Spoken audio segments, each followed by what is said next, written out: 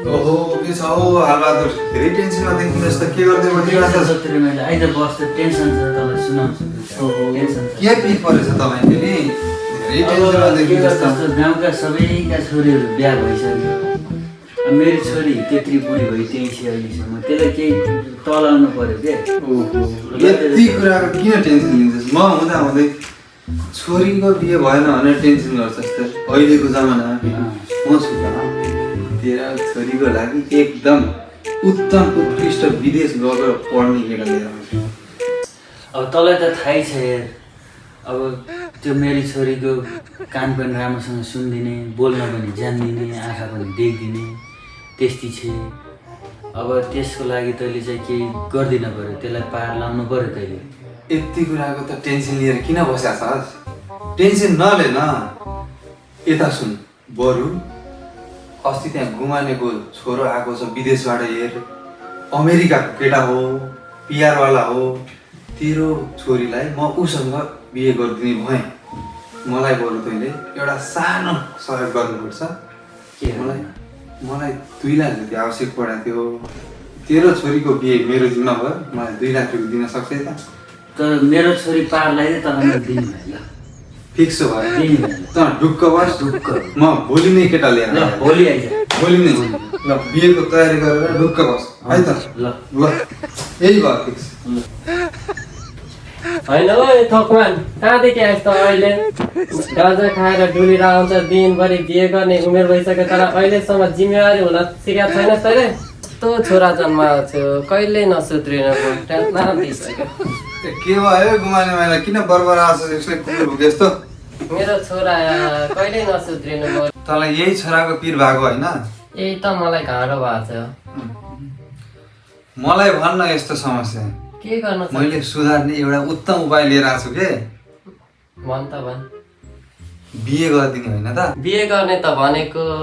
यस्तो गजेटलाई कसले दिन्छ छोरी चतुरे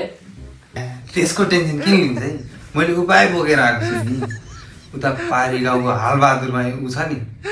हालबहादुरको छोरी भर्खर सहरबाट पढेर आएकी छ एकदम सुशील संस्कारी त्यहीसँग यसको बिहे गरिदिनु पाएँ यो त लाइनमै आउँछ नि केटो उसको लागि केटा कति छ कति मैले भन्यो भने 1 बजनमै केटी तयार हुन्छ त्यसको लागि हेर म बिहे चाहिँ गराइदिने भएँ तर तैँले मलाई अलिअलि सहयोग पनि गर्नुपर्ने हुन्छ क्या सहयोगको टेन्सन नलग न त मेरो छोराको जिन्दगी मात्रै बना तेरो लागि म जे पनि गर्छु चतुरे यस्तो कुरा नि टेन्सन छ त मलाई अलिअलि सहयोग गर अलि चाहिरहेको छ कि मलाई 2 लाखसम्म दे हेर म तेरो छोराको जिम्मा म भएँ बिहे मैले गराइदिएँ ल फिक्स भयो फिक्स हो नि फिक्स भयो त भोलि नै छोरालाई रेडी गरेर बस तर एउटा कुरा के छ भने छोरो चाहिँ विदेश गएर आएको भनेस् नि फेरि अमेरिकाको भन्दैछु कि मैले अमेरिका गएर आएको भनेको छु पछि थाहा भएपछि नराम्रो त हुँदैन नि त्यसको लागि म छु त मिलाउने त किन टेन्सन बिहे गऱ्यो भने त तेरो घरको बुहारी भएपछि तैँले कन्ट्रोलमा राख्न सक्दैन त्यो कुराको टेन्सन नगर भोलि नै छोरालाई रेडी गर बिहानै छोरी लिन जाने हो बेहुली लिन जाने हो हेर त्यसको लागि तयार भयो पैसा चाहिँ मिलाइराख है फेरि ढुक्क पैसाको टेन्सन नलग त्यो मिलाउँदै गर छोराको बिहे पक्का भोलि बिहानै भालेकै ढाकामा छोरालाई रेडी गरेर बेहुली लिन जाने पक्का भयो त ल पक्का यहाँ आइज त बस्या भोलि तेरो बिहे छ भोलि केटी ल्याउनु छ पहिल्यैदेखि रेडी भएर बस् त धेरै जान्ने भएर केही कुरा नगरेस् जे हुने हो मिलाउँछु छोरा रेडी गरिस् त नि रेडी भयो ओहो ल आज बिहे गर्ने ल चतुरे कुरा मिलाउनु पर्छ है एकैछिन हालबहादुर छोरी रेडी गर्दै गर हामी बेहुला लिएर आउँछौँ है त ल अरू त्यो मैले भनेको कुरा नि रेडी गर्ने फेरि त्यहाँ पछि ढिलो हुन्छ क्या मलाई ल जाउँ ढिलो दिन शुभ कार्यमा ढिलो हुन्न छोराको बिहे हुने भयो आज छोरी जुनकेरी केटा हेर्न आउँदैछ त रेडी भएर बसिहाल धेरै मुख नचलास् त्यहाँ ल है हालबहादुर हामी चाहिँ आयो भने बसौँ ल है आज त बिहेको दिन मजा नबस्ने नाच्ने हो खुसीले अब त हामी सम्झे हुने होला सम्झीलाई त कता देखा जस्तो लाग्यो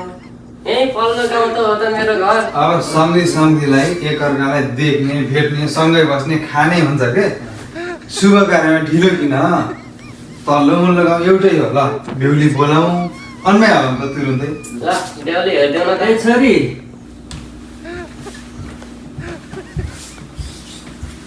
आहा कति राम्री सुन्दरी नानी होला त यति राम्री नानीसँग बिहे गर्न भन्दा त भाग्यमानी सम्झी आफूलाई ल सम्झे त्यो एकचोटि बेहुला बेहुलीलाई यसो गुप्तीमा कुरा गर्न दिनु त पर्यो त धेरै जान्ने किन हुनु पर्यो अब के यहाँ देखिरहेको एकअर्काको मुख देखिरहेको त अनि के कुरा गर्नु सिधै बिहे गर्ने म एकछिन कुरा गरेर आउँछु नि बापरे बाप कुरा के गर्नु जतिले पर्यो गर्न दे के हुँदैन ए सुन त है तिम्रो नाम के हो नि किन लजाको नाम त भन न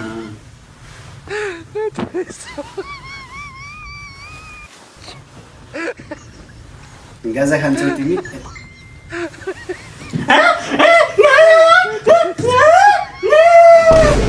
ओए बाउ यो त बोल्नै नसक्ने पागल रहेछ के भयो त्यो त बोल्दैन पागल जस्तो ए गर्छ बाउ बोल्दैन रे त कुरा बुझ्नुहोस् के बस बस बस म बिहा गर्दिन बाउ म बिहा गर्दिन ए ठोकमाने गाजे खाइस कि क्या फेरि गाजा पो खान्छ अहिले अमेरिकाबाट आएको भने होइन यो बर्बाद के हो यो के हो यो इज्जत लुट्यो यसले त नराम्रो कुरा लगाएर बिगार्ने रहेछ हो एकैछिन मेरो फोन आएको त तिमीहरू मिलाउँदै गर अब आइहाल्यो है ए छोपेला कहाँ छ सागर यो